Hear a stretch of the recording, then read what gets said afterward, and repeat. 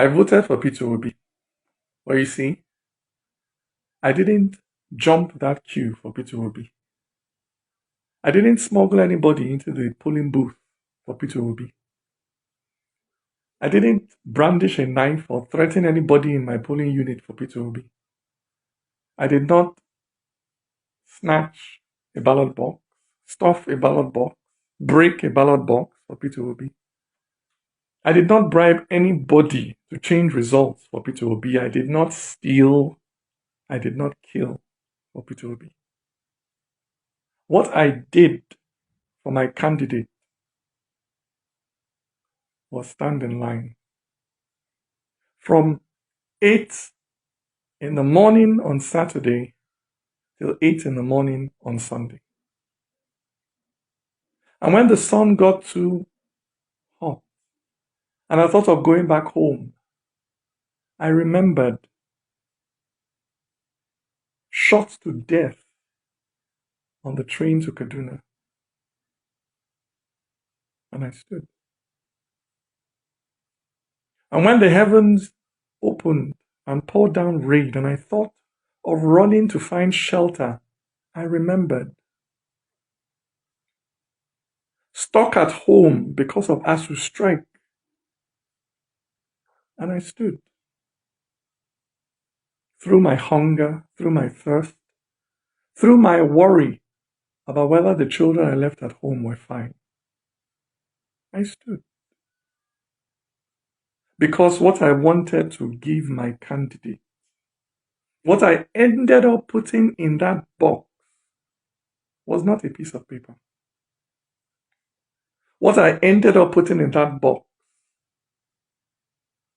was my hope for a country where young people would not be so disillusioned by the actions of their own parents, of their own leaders, that they will be willing to risk crossing the Sahara Desert on foot just to escape. That was what I put in that box.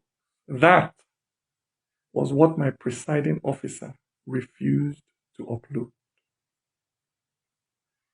The future of that young boy who stood with me, who stood with us through the night, counting those votes. He was a first-time voter, pregnant with hope. But somewhere between our polling unit and the collation center, that boy's future was ambushed by a politician. A politician who used biro to cross out that boy's destiny. A politician who found where that boy had written hope and wrote over it new words, hopeless. Yes.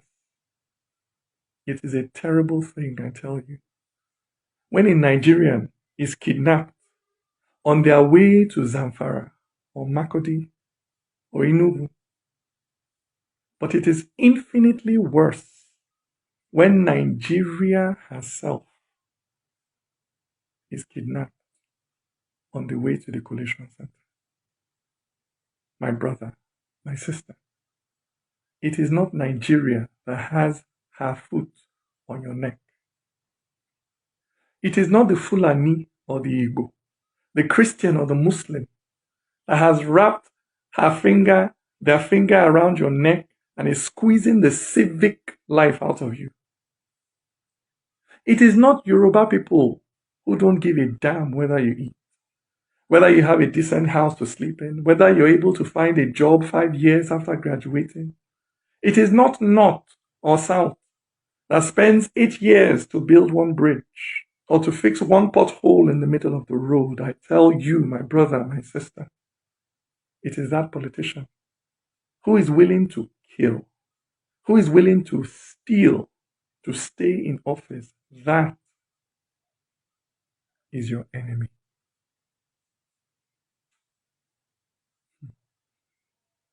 But like the serially abused, many of you have fallen in love with your kidnappers. And you admire the swagger of those who steal destiny. You admire the confidence of those who use the future of the Almajiri to fuel their cans. But not me.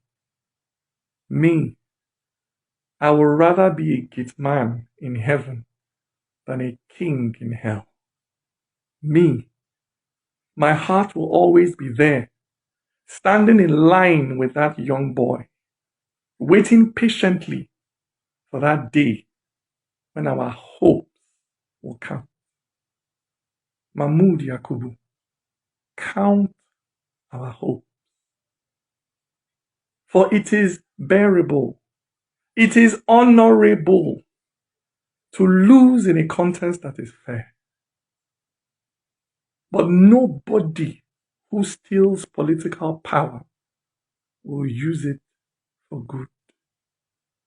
Mahmoud Yakubu, count our vote.